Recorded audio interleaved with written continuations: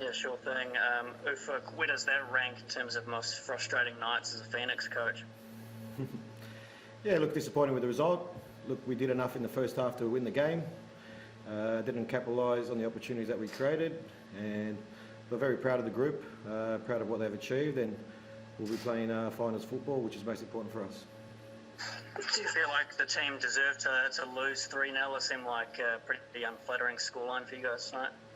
Yeah, look, I don't think it was a 3-0 game. I think even when we went 1-0 down in the second half, the boys kept pushing to still create opportunities and score.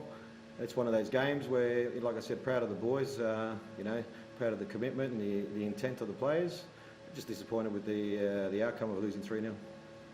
There were a couple of challenges on Callum Elliott where he was taken out in the box. Did you feel like those should have been penalties, especially with the Jets going down the other end to score their third after the second one? For me, it's all irrelevant. We could talk about the referee all day and all night, to be honest. But look, at the end of the day, we lost the game 3-0, and we'll look at it, and the players will learn from it, and we'll prepare for the finals game. After the Sydney game, you kind of spoke about wishing VAR was still in play. You kind of said that on Fox Sports just before. Is this another night where it's kind of an example where you feel like VAR would have kind of bailed you out in a couple of scenarios? No, I don't use VAR as a bailout. I use VAR to make the right decisions and make the right calls, and I think the game's quick at times for the human eye to see, and that's why VAR was put in place. So, look, it's not there, and we deal with it and we move on. I guess one positive, Callum Elliott again continues to shine in that right back spot. What do you make of his performance tonight, and are you confident that he can start in a knockout game at right back? Yeah, look, I have a lot of belief in all my players, not just Callum Elliott, and he's come in and he's done a great job for us, even going forward. He's doing what we ask him to do, so hopefully he can continue that. He hasn't played much this season. Was there anything in lockdown where you kind of challenged him or spoke to him about wanting to give him a chance? Because what's kind of changed, between the start of the season and now?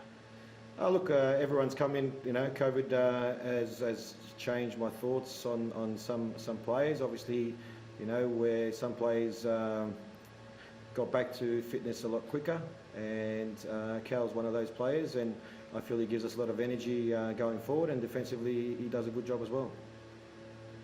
Thanks. Okay, Andrew Borman, you're next.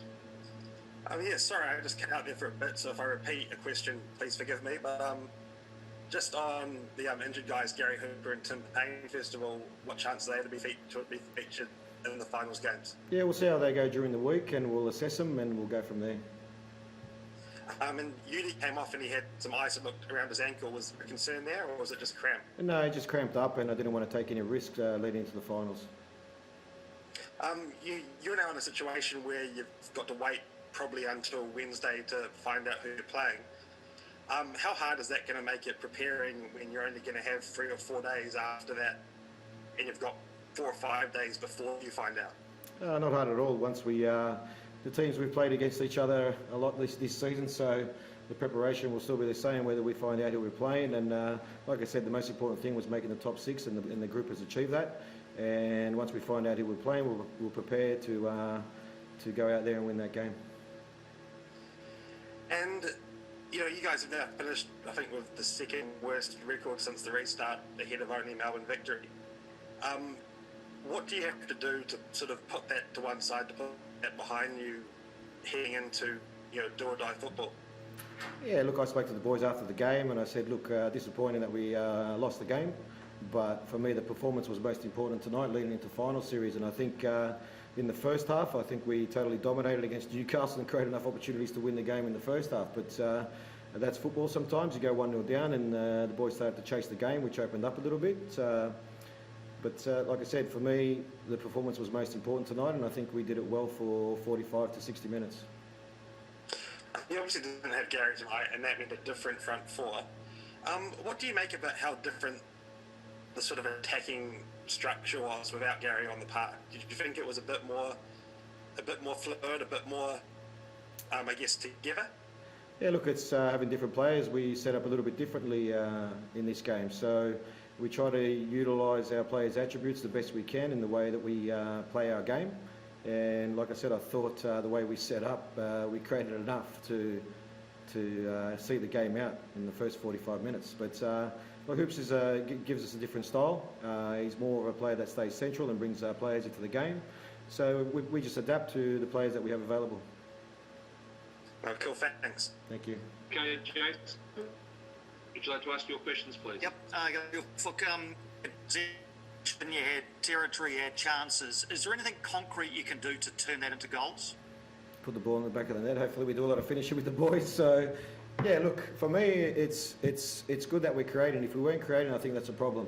So we are creating chances. It's about now being composed in front of goal and executing the shot on target or the shot on goal where we can actually score goals. So we're doing the right things. We're getting in the right areas, but it's just that final touch of actually hitting the target and putting the ball in the back of the net. As far as the next 9 days are concerned, as Andrew said, you won't know who you're playing till Wednesday. So how will you structure the next 9 days?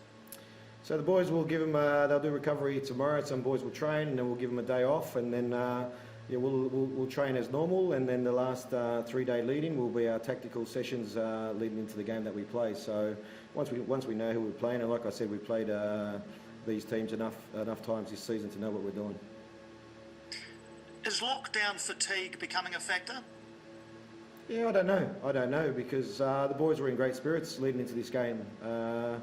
You know, it's not easy being in a hotel for 8 weeks, but we'll, like I said, we'll try to keep the boys their minds fresh as well, and leading into this finals game. And I'm sure the boys are very disappointed. They walked disappointed to the change room, but I told them to keep their heads up. We've achieved what we needed to achieve, which was making the top 6. So we'll lead into these final games, hopefully fresh in mind and fresh in the body as well. And just last one from me. Do you approach a knockout game in any way, shape or form differently from a regular season game?